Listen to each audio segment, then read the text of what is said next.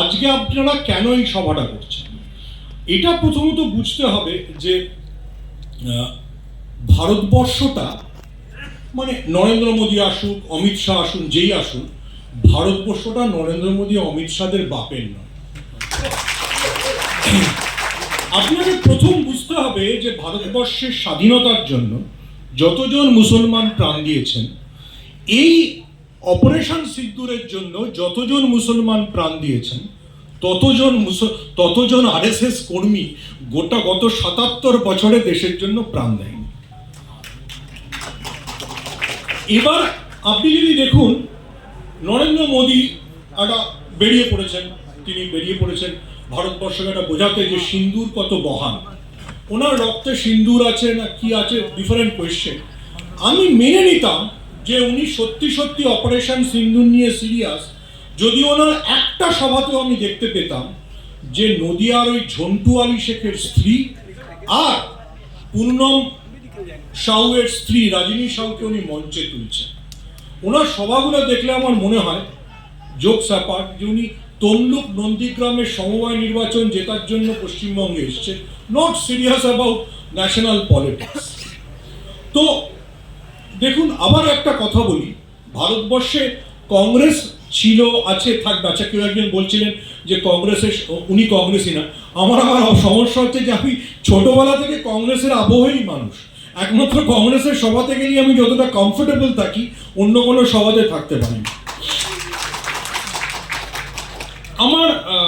আমার স্ত্রীর মাতামহ সৈয়দ সিরাজ আলী, তিনি কংগ্রেস করতেন। দেশভাগের সময়, এই গল্পটা আমি বলতে চাই এই কারণে, দেশভাগের সময় আরো অনেক মুসলিম পরিবারের মতো তাদের পুরো চাপ ছিল পাকিস্তানে চলে যাওয়া। কিন্তু মৌলানা আবুল কালাম আজাদ, কংগ্রেসের অপরাজেয় নেতা, দিল্লির জামা মসজিদে দাঁড়িয়ে একটা স্মরণীয় বক্তৃতা দেন। তো আমার স্ত্রীর মাতামহ একদিক থেকে বলতে গেলে শ্বশুরমশাই,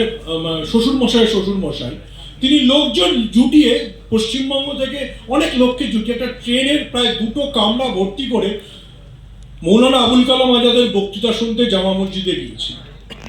এবং সেই বক্তৃতা শুনে তিনি সিদ্ধান্ত নেন যে তিনি ভারতবর্ষে থেকে যান।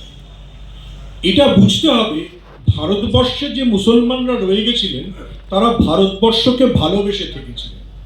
তাদের দেশপ্রেম, সরি ফর মাই ল্যাঙ্গুয়েজ, ওপার বাংলা থেকে আসা উদ্বাস্তুদের চাইতে বেশি। তারা ভারতবর্ষকে 1947 থেকে ভালোবাসে। এটা আমরা সহজে বুঝি না। তো এটা যদি আপনি বুঝে ফেলেন, তাহলে আপনার ভারতবর্ষের মুসলমানদেরকে নিয়ে ডিফাইন করতে অনেক সুবিধা হয়। আমি বেশি বলবো না। দেখুন, আজকে আশফাক শামীম আখতার সাহেবরা যে আমাকে ডেকেছেন, তারা বলেছেন যে সংবিধান বাঁচাবার কথা তারা বলছেন। এটা আমার কাছে খুব ইন্টারেস্টিং মনে হয়। আমি রাষ্ট্রবিজ্ঞানের ছাত্র ছিলাম, পলিটিক্যাল সায়েন্স পড়তাম, যে রাহুল গান্ধী কিন্তু ভারতবর্ষের সংবিধানকে আবার প্রাসঙ্গিক করে তুলেছে। যে সংবিধান জিনিসটাই প্রায় বিজেপি ভুলিয়ে দিয়েছিল, যে সংবিধান বলে একটা জিনিস আছে, রাহুল গান্ধী কিন্তু প্রতি মুহূর্তে অন্তত সংবিধানটাকে যখনই উনি সামনে আনেন, এমনকি অমিত শাহ অব্দি মনে পড়ে যায় এত আম্বেদকর করছেন কেন। আরে ভাই, তাহলে কি সাভারকর বলবো? প্লিজ ট্রাই টু আন্ডারস্ট্যান্ড যে সাভারকর দিনে 3 বার করে মুছ লেখা লিখতেন। শুভেন্দু অধিকারীর পারফেক্ট উত্তরাধিকারী, কিন্তু শুভেন্দু অধিকারী দিনে 3 বার করে কিছু না কিছু লেখেন এবং তারপর সেটা ভুলে যান। তেমনি সাভারকর দিনে কতবার মুচলেখা দিয়েছেন, বাজপেয়ী কতবার মুচলেখা দিয়েছেন, দিস অল আর হিস্ট্রি। আবারও বলছি, ভারতবর্ষের সংবিধানটা ভারতবর্ষের হিন্দু এবং মুসলমানরা একসঙ্গে তৈরি করেছিল। ভারতবর্ষে যতটা হিন্দুদের অধিকার, অবশ্যই আমি হিন্দু, 80% ভারতবর্ষের লোক হিন্দু, ততটাই একজন মুসলমানের অধিকার, ততটাই একজন শিখের অধিকার। মুসলমান হলে আপনি তাকে বলবেন পাকিস্তান চলে যা, শিখ হলে বলবেন খালিস্তানি, বৌদ্ধ হলে বলবেন যে ও তো আসলে মুসলমান হওয়ার জন্য অপেক্ষায় আছে। দেখুন, বুদ্ধরা ন্যাড়া ছিল, ন্যাড়া থেকে মুসলমানদের সম্পর্কে যে স্ল্যাংটা বলা হয় সেটা এসছে। এই পুরোটার মধ্যে আসলে আপনার একটা হিন্দু হেজিমনি আছে। দেখুন, আমরা সবাই হিন্দু, আমি তো হিন্দু, আমার পকেটে একটা সত্যি সত্যি মানে রাম মন্দিরের অনেক আগে থেকে একটা রামের এও আছে, তো আমি এটা মাঝে মাঝে পেট্রোল পাম্পে গিয়ে দেখাই যে একটু যদি পেট্রোলের দাম সস্তা হয়, ঠিক আছে, পেট্রোল দেয় না। আমি কি বলে আলু পটলের দোকানেও যাই, মাঝে মাঝে দেখাই যে দেখো ভাই আমার পকেটে কিন্তু আছে, রাম তো এসে গেছে, তুমি একটু আলু পটল সস্তা করো, সেটাও সস্তা হয় না।